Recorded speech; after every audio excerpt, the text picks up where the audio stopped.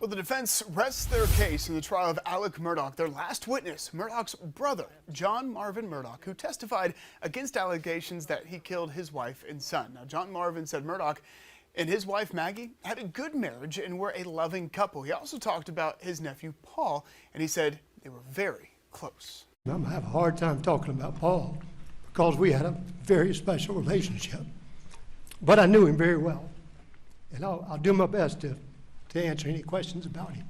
Fox Carolina's Grace Runkle live in Walterboro right now with more on John Marvin's emotional testimony. That's right, emotional testimony from John Marvin Murdaugh, but also testimony that worked to kind of pick apart that investigation by SLED. It's something that seems to have been the defense's strategy throughout the entire trial, and that really continued with John Marvin up on the stand. For instance, he shared the story about how the day after the murders, he was back at Moselle with Buster's phone, and he was able to track down Maggie's phone using the Find My Friends app. He said he took that information to a SLED agent and got this response. And he said, no need, we have technology coming later today that we should be able to find it. And it blew me away that I'm sitting here showing them where Maggie's phone is, but they won't take the time to walk with me or take this phone itself. I mean, I'd give them the phone to go find it. John Marvin also testified that SLED gave him false information, saying they found blood spatter on Alec's T-shirt, putting him at the scene of the crime.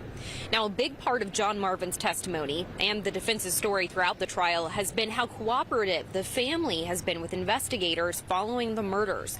John Marvin testifying he essentially became a liaison between investigators and the family. But the state called that claim into question, bringing up last week's big revelation that Alec lied about not being at the kennels and didn't come clean until he took the stand. Would you agree that that is not full cooperation? By him not telling SLED that he was at the kennel? Correct. I would say that yes, he lied.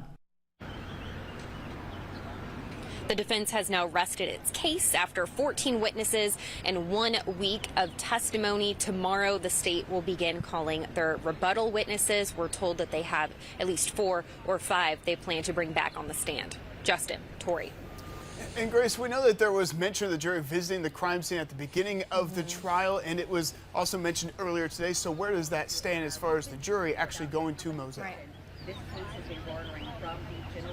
Well, the jury will be taking a field trip, essentially, to Moselle to see the crime scene. It's something that the defense requested. You know, we heard it in Dick Harpootlian's opening statements, and he brought it up again today. So the judge granted that request. We're not exactly sure when that's going to be happening, but we know it's probably going to be after the state finishes with their rebuttal witnesses, and we're told it's probably going to take about 3 hours for them to get out to Moselle and get back. So that's definitely going to factor in some time and push us back even further from those closing arguments.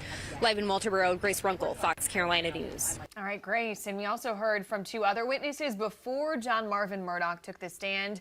Both of them disagreed with experts from the state. That's right. Very graphic details, also eyebrow-raising. One of them was a crime scene analyst, and he agrees with an idea brought up during previous testimony that 2 shooters were responsible for the deaths of Maggie and Paul.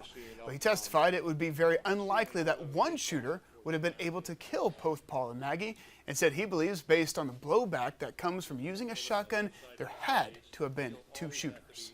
The temporal location suggests that these things more probable than not happened fairly quickly, and that the individual who shot first with the shotgun minimally was stunned, probably blood and material in his eyes, and maybe have been injured, and would have taken some degree of time to recover.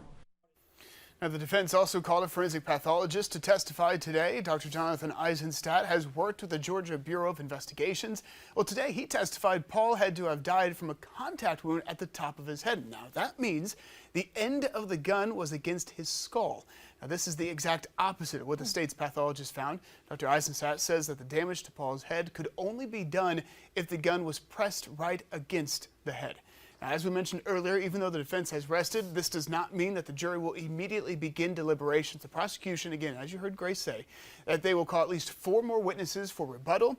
And the jury will visit the crime scene. That date still to be determined. So as this continues, make sure you stay with Fox Carolina News. We've got you covered here on air, also online at foxcarolina.com. And you can stream us anytime on Roku, Apple, and Fire TV.